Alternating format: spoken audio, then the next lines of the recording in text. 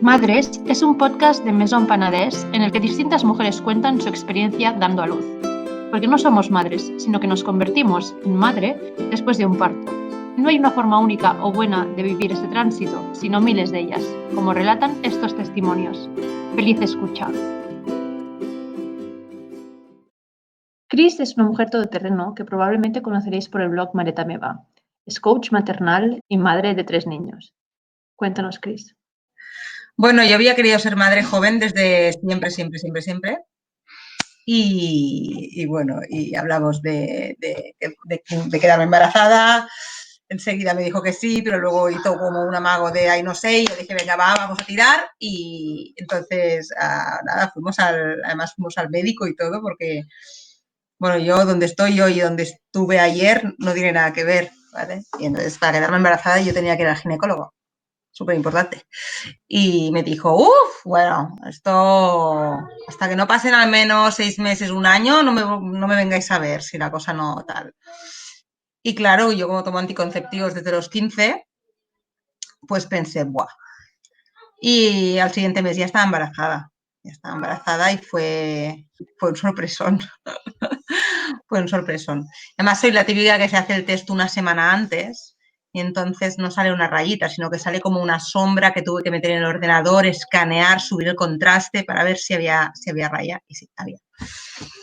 Y nada, y durante el embarazo la verdad es que poco leí y poco hice, porque yo tenía muy claro que mi bebé iba a dormir en su habitación que habíamos montado con tanto amor, tanto cariño y tanto dinero. Iba a ir en el carrito que había escogido clásico con tanto amor, tanta dedicación y tanto dinero. Y que, bueno, se me planteaban temas como la lactancia y la gente me decía, pero ¿le vas a dar el pecho? Y yo decía, bueno, pues 6 meses, ¿no? Y fue un poco así. Y el parto, pues ni me lo planteé, porque pensaba, bueno, pues ya, yo qué sé, pues no sé, la gente pare, ¿no? No me puede ser tan complicado. Entonces ni me preparé, nada. De hecho, fui a una preparación al parto y estábamos todos tan juntos, tan enganchados, que salí de ahí, bueno, diciendo, ¿pero esto qué es? Y además era preparación al parto que no aceptaban a los hombres. Es decir, claro, esto hace 10 años, que ha cambiado muchas cosas, y solo hace 10 años, ¿no? Y la pareja hombre solo podía venir a una de las clases, que era la que se veía un vídeo del año 81, ¿no? De un parto de estos super mega heavy.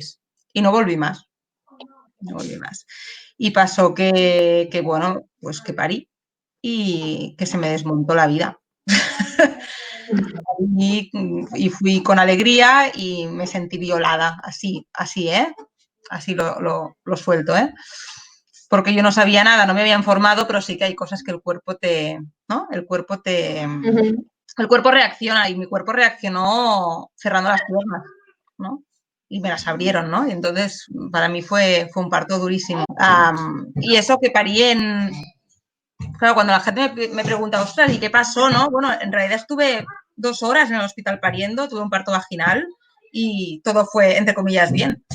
Pero yo me sentí como, bueno, de todo, fatal, horroroso. Y entonces me dediqué a noche y día a indagar qué pasó, ¿no? Porque yo soy de esas personas que cuando hacen algo hacen un máster en aquello. Tienen que saberlo todo y controlarlo todo, ¿no? ¿Crees que lo que te pasó fue por falta de información? No, creo que lo que me pasó porque la sociedad está mal montada y porque las cosas se estaban haciendo mal y en gran parte se siguen haciendo mal hoy porque al final somos números, ¿no? Y no pasó por mi culpa, ¿no? Que esto es lo que me estuvo culpabilizando mucho tiempo. Si me hubiera informado, ¿no? Si me hubiera formado, nada, me hubiera pasado igual. Me hubiera pasado igual porque las cosas estaban montadas así y cuando tú tenías una bata blanca delante era Dios, ¿no?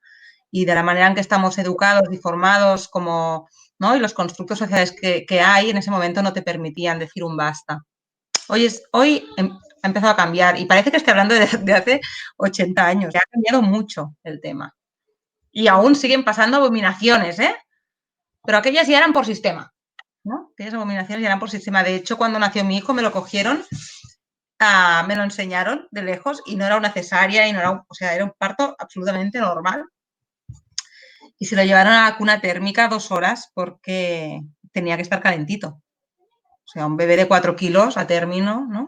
Pues se hacía así por protocolo, ¿no? Yo tuve separación, estuve 2 horas en la habitación sin mi hijo y se lo llevaban a la nursery por la noche sin mi permiso, cuando yo dormía. O sea, y eso está pasando solo hace 10 años. Es heavy. Vamos a ahondar en esto, si te parece, pero antes, o sea, ya que me has contado el nacimiento de tu primer hijo, en estos capítulos de que se te lo llevaban, pero la sensación de tener a tu hijo por fin después de un embarazo y del parto, en fin, no sé si te diste cuenta enseguida que algo no había, bueno, parece que sí, ¿no? Que enseguida viste que incluso durante el parto, que no era normal. Yo me pasé el parto llorando, todo el parto llorando, los pujos llorando, pero entonces una vez nació y me dijeron que qué tonta que estás llorando, pero que no ves que tienes un bebé, deje de llorar de golpe. Entonces estuve como una semana en un limbo, en una especie de nube, subida y flipada, y además, claro, como todo el mundo, absolutamente todo el mundo, familia, la gente del hospital, todo el mundo me decía, qué partazo que has tenido en solo 2 horas siendo primeriza, ¿no? Pues claro, me lo llegué como a, bueno, lo integré, ¿no? Y pensé, pues jolín, qué quisquillosa soy, ¿no? Que tal. Pero luego ya llegué a casa, empezó la lactancia, que por suerte me fue muy bien desde el principio. Ya me quedé sola porque las bajas eran de 15 días, de los maridos, quiero decir, ¿no? Eran de 15 días y tal, ya me quedé sola en casa y me empezaron a venir muchos sentimientos y muchas emociones y mucho llanto y mucho no poder mirarme a un espejo, ¿no? Y como mucha vergüenza y como sensaciones muy negativas. Y hoy sé, que yo pasé por una depresión postparto fuerte. Lo que pasa es que no se me trató porque, qué tonta que estás, que son las hormonas, ¿no? Lloras por las hormonas, ¿no? Y rápidamente entré en la red de mujeres de foros, que en aquel momento el WhatsApp tampoco estaba tan eso, y entonces habían foros, ¿no? Donde estabas en contacto con muchas mujeres en tu misma situación y tal, y cuando expliqué, me empezaron a decir, hostia, pero esto, hostia, pero aquello, ¿no? Y, jolín, por fin, ¿no? Alguien validaba que eso que me pasó no estaba bien. Como mínimo, era correcto que yo no lo hubiera vivido bien, ¿no? Ya no digo que estuviera bien o mal dentro de un protocolo, sino que me validen que mi sensación, ¿no? Hostias, pues qué pena, ¿no? Que lo vivieras así, hostia, fue como, wow. Entonces apareció una asociación que es Dona Llum, que apareció en mi vida en ese momento, y entonces pues me contaron que yo lo que sufrí fue violencia obstétrica y todo me cuadró, aquello sí que me cuadró, ¿no? El qué tontita eres que haces llorando con un bebé tan bonito, eso no me cuadraba, pero el que yo hubiera sufrido violencia obstétrica y un maltrato emocional bestia, sí que me cuadró enseguida. Y fue un poco un tormento, ¿eh? O sea, fue una revelación, pero fue un poco un tormento también, porque entonces, ¿no? Aquella rabia de decir, bueno, pues todos aquellos años de culpa de decir, buah, tendría que haber dicho que no, buah, me tendría que haber quejado, buah, tendría que haber denunciado y no lo he hecho. Y empecé a entrar en el mundo de las mujeres así. Empecé a entrar así. Sí, sí. ¿Desde entonces empezaste a dedicarte a esto o es claro, mi entorno era cero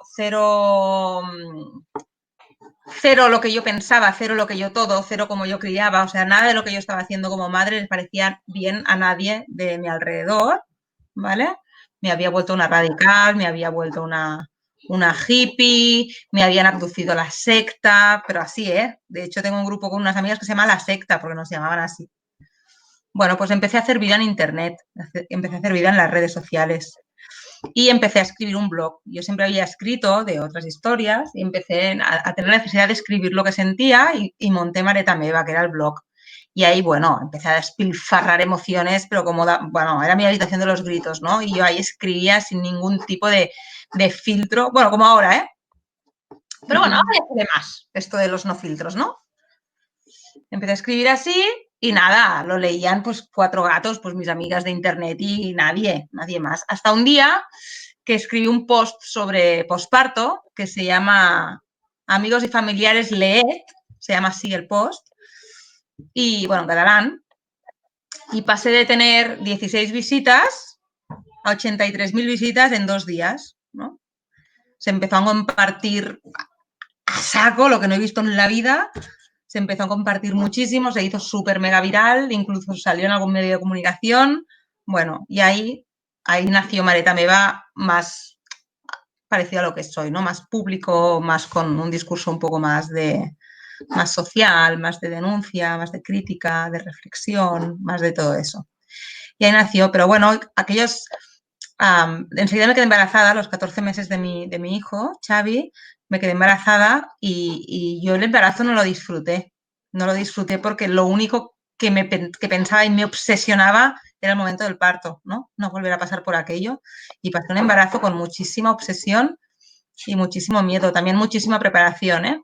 Que dio sus frutos. Tuve un parto mágico, ¿no? Que curó muchísimas cosas, pero recuerdo que yo ese embarazo lo viví con mucha angustia y mucho miedo, ¿no? ¿Ese embarazo también era buscado? Sí, O sea, ¿tú querías repetir? sí, y de hecho no me quedé antes porque no me venía la regla por la lactancia, pero yo quería, ahí sí que ya quería tener otra hija, bueno, fue hija, no lo sabíamos, y sí, enseguida, también a la primera, o sea, al primer óvulo que bajó, despertamos, sí. Sí, entonces todo el embarazo, pues, bueno, de hecho eso me llevó a empezar a estar mal con mi pareja porque yo solo pensaba en eso.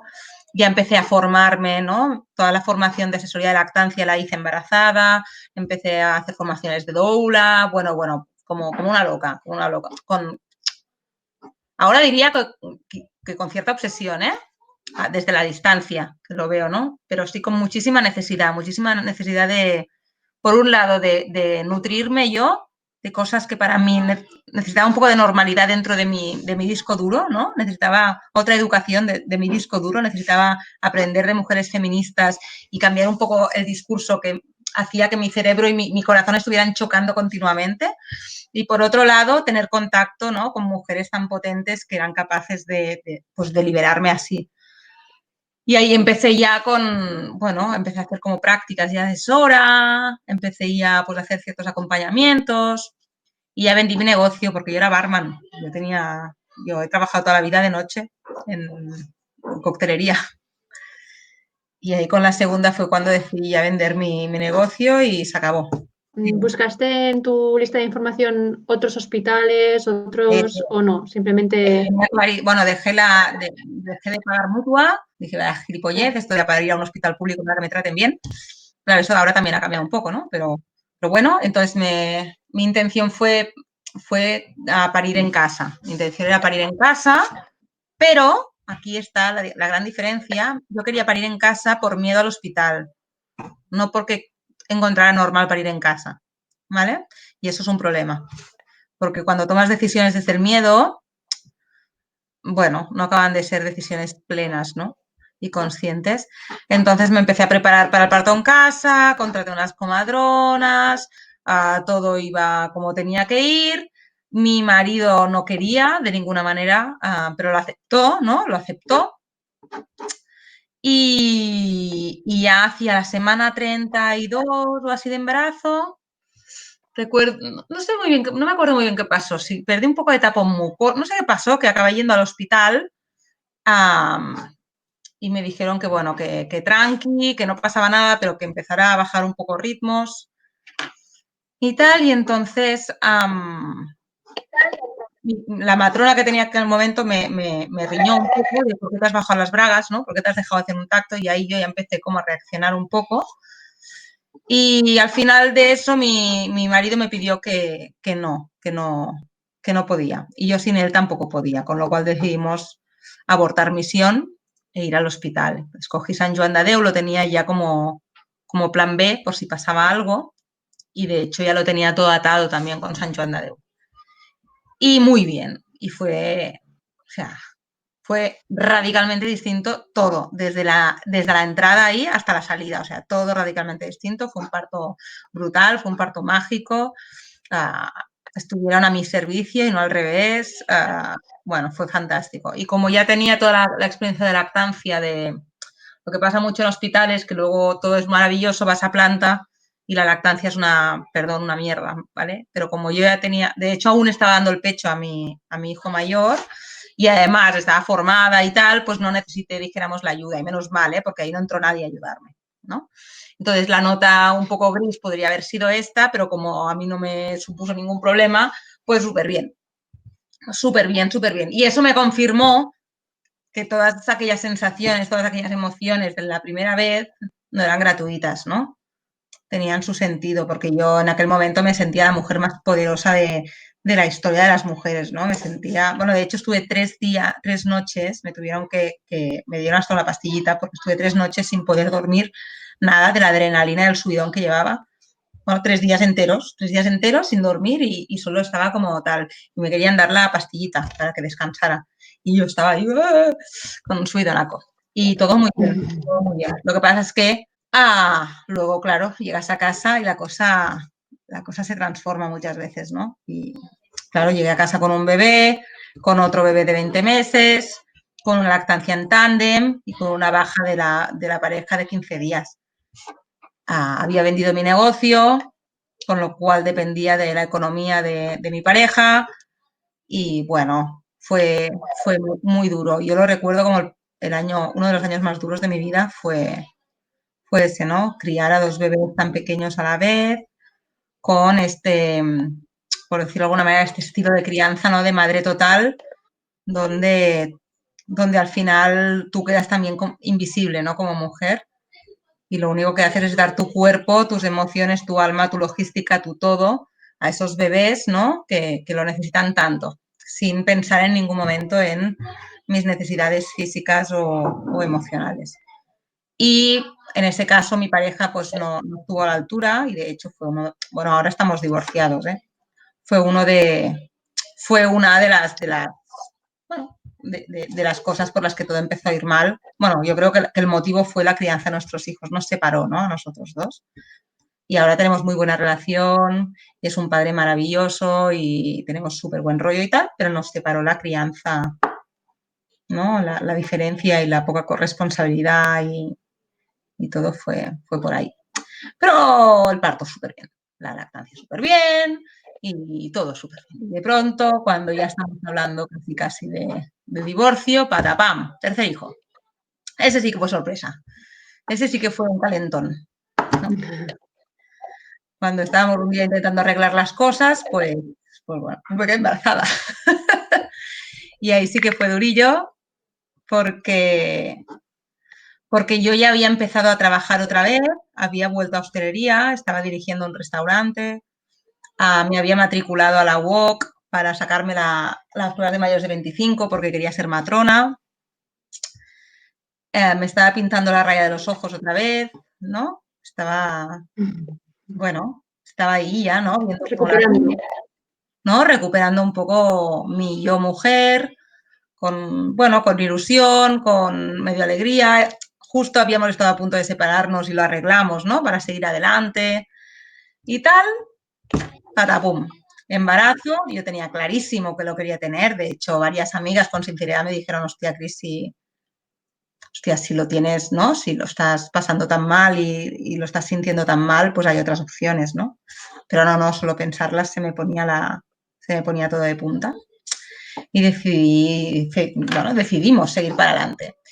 Ahí con mi pareja lo hablamos y dijimos en voz alta y supimos que probablemente era el fin de nuestro matrimonio, ¿no?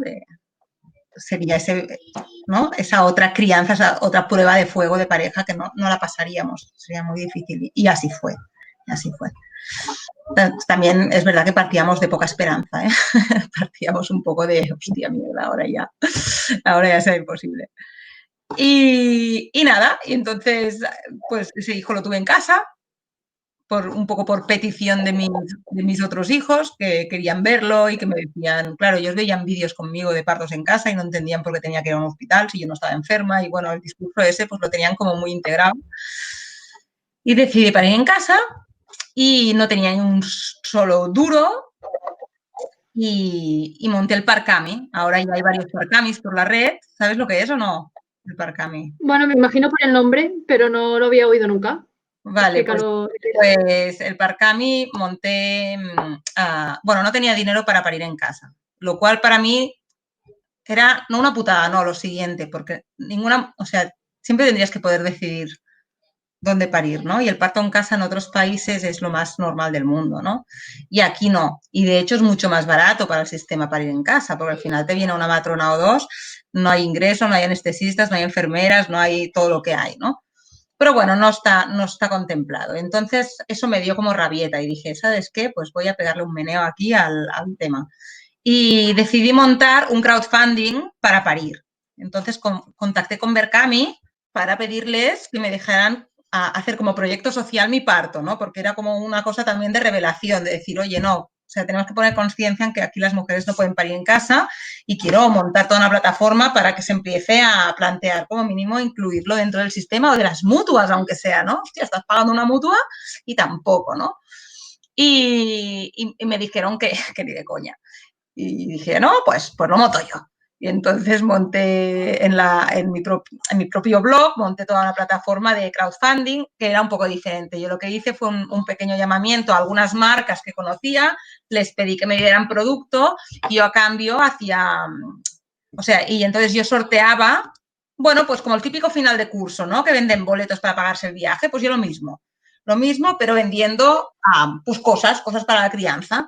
Entonces, de pronto se empezaron a sumar marcas a toda castaña y que me fue muy fácil, me cedieron un montón de cosas. Entonces yo lo ponía en la web y ponía, pues venga, va, mochila. Esta mochila se valdrán 100 euros. Pues venga, 10 boletos de 10 euros. Y todo así, hasta que llegué al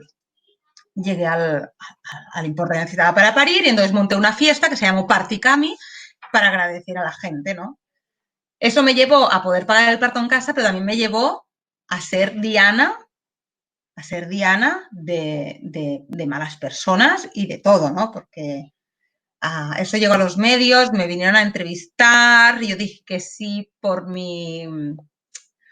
un poco por la parte del proyecto social, ¿vale? Por decir, vamos a visibilizar que las mujeres no podemos parir en casa, ¿no? Y entonces me expuse ahí de esa manera y yo recibí, bueno, entrabas en los comentarios de los diarios, bueno, desde que ojalá te mueras, irresponsables, ¿no? Cosas así. Pero así no una ni dos, o sea, miles de comentarios de mala persona, irresponsable, vas a matar a tu hijo. Y bueno, desconecté de todo, al final ya del embarazo desconecté de todo y para ir a casa. Y ahora se están haciendo, bueno, de hecho se hacen bastantes parcamis de mujeres bueno, pues que hacen lo mismo y me parece fantástico, ¿no? Es muy guay. ¿Esto cuántos años hace? Hace 6 años. 6 años. Y muy guay, muy guay. Fue una cosa muy bonita, ¿no? Aparte de estos comentarios inútiles, el resto fue un proceso súper, súper bonito, súper chulo, muy potente. Después cuando parí estaba todo Dios pendiente del parto, ¿no? Del parto este que se había pagado con no sé qué. Y entonces, claro, publiqué también y vino una fotógrafa, Lu Carreras, que estaba haciendo un proyecto de violencia obstétrica y entonces hicimos también un intercambio, ella fotografiaba para su proyecto y yo podía poner y enseñar las fotos y bueno, fue muy guay. Sí. ¿Y el parto un poco en casa fue bien? ¿Cómo Fue funcionó? muy maravilloso, la verdad es que también fue rápido, ¿no? Llamé a las matronas y entonces también invité a una amiga que es la pareja de un papá como Vader, que es un blogger, no sé si lo conoces, que es Vane, bueno, era mi amiga que había conocido en los foros estos del primer hijo y tal, y vino ella para estar pendiente de mis hijos si lo necesitaban, ¿no? Porque como no sabíamos si eso duraría 20 horas, sería de día, de noche y tal, pues teníamos ya pactado, ¿no? Que ella viniera a hacerse cargo por si se asustaban o si se los tenía que llevar al parque o tal. Entonces teníamos ahí pues yo, mi exmarido, 2 matronas, la fotógrafa, mi amiga, mis 2 hijos, todos ahí. Y fue mágico también. 2 horas fueron. 2 horas, mis hijos, bueno, me acuerdo cuando estaba en el expulsivo, llaman, venid, que vengan mis hijos, que voy a parir, como una loca. Entonces vinieron toda la bañera de parto, ¿no? Estaba toda llena de gente mirándome, yo pariendo de culo. Y nació y fue justo cuando estaba sacando la cabeza, empezó a sonar el timbre, ring, dong, ring, dong, ring, dong, así sonando todo el rato. Era un mes de julio, yo vivía en un entresuelo y era un lunes por la mañana, ¿no? Todas las ventanas abiertas. Bueno, y empezaron a llamar. Y claro, yo tampoco había gritado. No, a veces hay casas en partos, ¿no? Que la mujer grita mucho y que vienen los vecinos, incluso los Mossos, tal. En mi caso, yo había estado en silencio y estaba el último grito del pujo, ¿no? y empezaron a picar y empecé a gritar, ¿quién está picando? ¡Que pare! Como una loca. Y justo nació, alguien abrió la puerta y era mi madre. Era mi madre que había aparecido ahí, que oyó el grito desde abajo, se asustó, subió. Bueno, un show. Y fue una fiesta, fue una fiesta. Sí, siempre digo lo mismo, si cuando me preguntan, bueno, entre el parto en casa y el parto en el hospital, pues la verdad es que tanto el segundo como el tercer parto no los cambiaba por nada. Fueron 2 partos mágicos diferentes, pero mágicos los dos, súper empoderadores y no los cambiaría. De hecho, si ahora estuviera embarazada de un cuarto, cosa imposible, dudaría, tendría más dudas de dónde parir, porque la verdad es que en los 2 sitios no me encontré nada negativo y fue todo positivo. Entonces, no sé dónde lo haría. La verdad es que la clínica también tuvo su rollo de poder estar tranqui 2 días, ¿no? Porque si no en casa, quieras o no, te levantas a las 2 horas. De hecho, tengo una foto del mismo día, estaba porteando a mi bebé en el parque ya, ¿no? Con los otros dos. Entonces, bueno, al final el cuerpo se resiente lo suyo. Y entiendo que en los dos casos ni epidural ni nada, o sea, los 2 últimos casos, tanto en casa como en la clínica con tu segundo. De hecho, a raíz de prepararme para mi segundo parto, fui a parar a una mujer muy potente que ahora está en Suecia, que se llama Victoria Longhal, que ella hacía unos cursos que se llamaban Parir en Pareja, que son los que doy yo ahora. Parir en Pareja, que eran unos cursos fantásticos, ¿no? Donde sobre todo se le enseña a la pareja cómo acompañar un parto, que es algo realmente complicado, ¿no? Para la pareja. Con esto y todas las formaciones que yo tenía sobre maternidad, me fui a una escuela de coaching y me formé como coach, ¿vale? Porque la mayoría de formaciones que hay sobre maternidad sí que te explican muchas cosas de la maternidad y del bebé y de la fisiología, pero el acompañar yo creo que es lo complicado, ¿no? El acompañar sin juzgar, sin entrometerte, sin dirigir, es lo complicado porque nosotras nos han educado de otra manera, ¿no? Nos educan en la educación emocional muy poco, ¿no? Y te educan en el hacer y en el meter mano, ¿no? Al final. Y entonces, con esa formación de coach más el parir en pareja, acabé montando yo los parir en pareja ahora aquí porque ya está en Suecia y esto no sé por qué viene.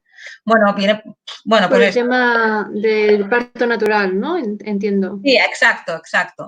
Y entonces con todo eso, ¿no? Y toda mi experiencia, más todas las formaciones y tal, al final lo que acabas entendiendo es que no, esa creencia que tenemos de que el parto es terrorífico, puede ser terrorífico y hace un dolor horroroso, que por huevos necesitas una epidural, ¿vale? No es así.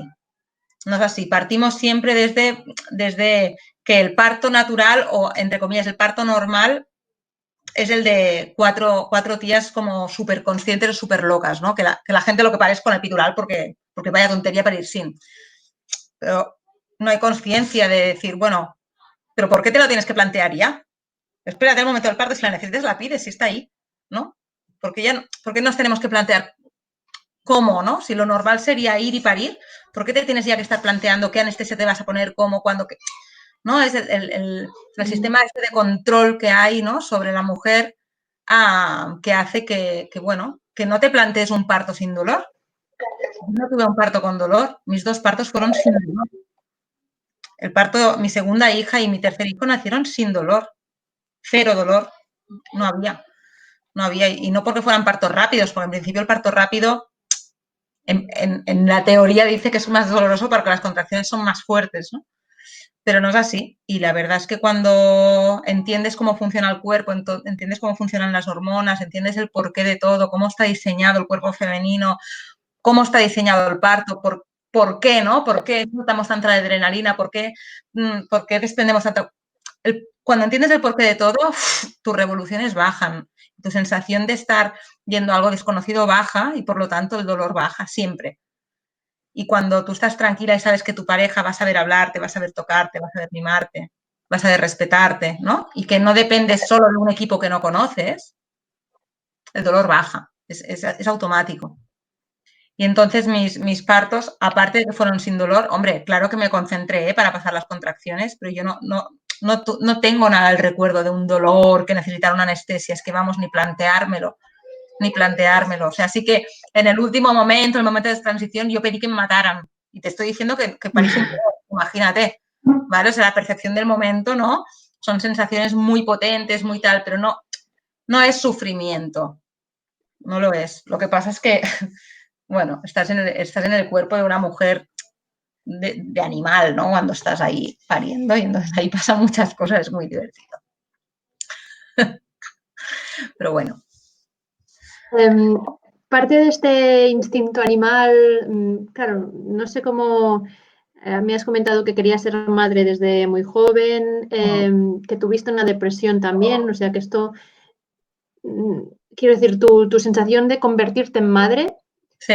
fue, a lo mejor tardó un poco más respecto al nacimiento de tu primer hijo porque tuviste que superar otras cosas, la tuviste incluso antes del embarazo, cambió mucho la sensación de un niño a otro, ¿cómo lo Yo creo viviste? que yo soy madre desde siempre, soy una persona que ha cuidado siempre estoy cuidando, cuido de mi madre, cuido de mi gente, cuido de mis amigos, soy la típica cuidadora, la típica que le llaman y no le preguntan cómo está. Ahora ya sí, porque como ahora me he revelado y suelto todo lo que me pasa por la cabeza, pero antes no, era la típica, me llamaban y me pegaban el rollaco del 1000 y yo allá, pues pero a mí nadie me preguntaba cómo estaba, ¿no? Ahora es diferente, porque cuando me preguntan cómo estoy, digo mal, ¿no? Y entonces puedo hablar yo. Cuando dices bien por inercia, pues tu conversación se ha acabado, ¿vale? Entonces, ahora ya sé decir mal y entonces me digo, ostras, ¿y qué te pasa? Y puedes hablar, ¿no? Antes no. Pero siempre he cuidado, siempre he maternado. Y entonces, yo con el positivo del embarazo ese que puse en el Photoshop para ver con el contraste si era que sí o si era que no, yo ya estaba sintiendo que era madre. No, sí que el shock de la crianza es otra historia, ¿eh? El shock de decir, bueno, he montado una habitación con vinilos de caracoles, que el bebé ha cagado encima de ellos, ha dejado la pared, hecha una, ¿vale? ¿Sí? Una habitación donde nunca durmió. Eso es una hostia con la mano abierta a unos niveles brutales, ¿no? O sea, un bebé que tú vas a poner en una cuna mullida preciosa que has comprado porque ahí es donde van los bebés, que duerma el primer año encima de tu cuerpo porque no puede tolerar una superficie que no sea tu piel, eso es, bueno, brutal. Cuando con la segunda hija estás aplicando todo aquello que has aprendido y medio te funciona, ¿vale? Medio te funciona, porque ya dices, bueno, ya no voy a estar intentándole dormir en una cuna, ¿no? Eso ya lo he pasado. Ya no voy a intentar meterla en el cochecito, ¿no? Ya me la meto directamente en el portabebés. Bueno, ¿no? Y hay una serie de cosas que ya ni te planteas, con lo cual vives una maternidad mucho más feliz y mucho más plena. Pero con el tercero, cuando tú pares a un tercer hijo en casa, que en teoría es la rehostia, ¿sí? Y ha tenido el parto más fisiológico, más biológico, más animal, más de todo del mundo, y llora el primer año de vida 24 horas al día, eso es peor que la hostia del primero. O sea, ahí ya, cuando tú te piensas que sabes de qué va la vida, ¿no? Y te nace un tercer hijo. Pues como el Joanet, que es el que ha pasado por aquí detrás hace un rato, bueno, se te desmonta la vida, dices, ¿qué? O sea, es un baño de humildad en todos los sentidos. Por eso ahora en todos los talleres que doy, en todo, es como, o sea, no busques de mí una poción ni unas instrucciones, porque no existen, te están engañando. O sea, todos aquellos, tenía en mi estantería unos 50 libros de crianza. No los he quemado porque tengo cierto respeto a la cultura ¿no? Y a los autores que los escribieron. Pero ¿sabes aquello de decir, hostia, por todos lados nos las meten dobladas, tío? Por todos lados. Y yo creo que no es culpa de los autores, sino es la educación y la cultura que tenemos, ¿no? De ir a buscar instrucciones claras y concisas para tirar adelante con algo tan de vida como es tener bebés. Es que está el mundo muy mal montado, entonces ni nos dejan ser madres, ni nos dejan ser mujeres, ni nos dejan ser hermanas, ni nos dejan ser nada. Pero bueno, al menos cuando lo tienes claro, pues haces un poco lo que puedes. Cuando te crees que puedes controlarlo es cuando se te va la castaña. Al menos a mí, que se me va constantemente. Sí, sí. Oye, Cris, pues muchas gracias. Me gustaría terminar con una parte más anecdótica y divertida, si te parece, que es cómo llegasteis a escoger los nombres de tus tres hijos. Si fue algo complicado, si fue... Esto fue el principio del divorcio. No. Bueno, yo quería un nombre y él quería otro. Con el primero que sabíamos que era un niño, yo quería un nombre y él quería otro. Y no nos poníamos de acuerdo. El de él era Joan, que me parece un nombre de viejo, supongo porque mis abuelos son Joanes, ¿vale? Me parece un nombre de viejo. Y el mío era Dani, que era un nombre que me gustaba mucho, pero daba la casualidad que era el nombre de mi hermano. Pero no era por mi hermano, sino era porque me gustaba el nombre. Y no hubo manera, no hubo santa manera de ponernos de acuerdo. Y al final escogimos otro que ni nos va ni nos viene, y escogimos Xavi. Y ahí se quedó el nombre. Con la segunda no queríamos saber el sexo, ¿vale? Entonces dijimos, mira, si es niño, súper feminista, ¿eh? Si es niño, escoge el marido. Y si es niña, escojo yo. Entonces, como salió niña, escogí yo. Y le puse María. Le puse María por mi abuelita, que para mí es la mujer más sabia que existe en el mundo, y estaba muy enferma y decidí ponerle ese nombre, ¿no? Que no era ninguno de los nombres que yo me hubiera imaginado y que hubiera decidido nunca. Yo tenía nombres tipo Luna, tipo Estrella, tipo, ¿vale? Y le puse María. Ahí verás cómo te cambian las... ¿vale? Y el tercero, que tampoco, así ya subimos el sexo, entonces por narices se tuvo que llamar Joan porque le tocaba a él escoger.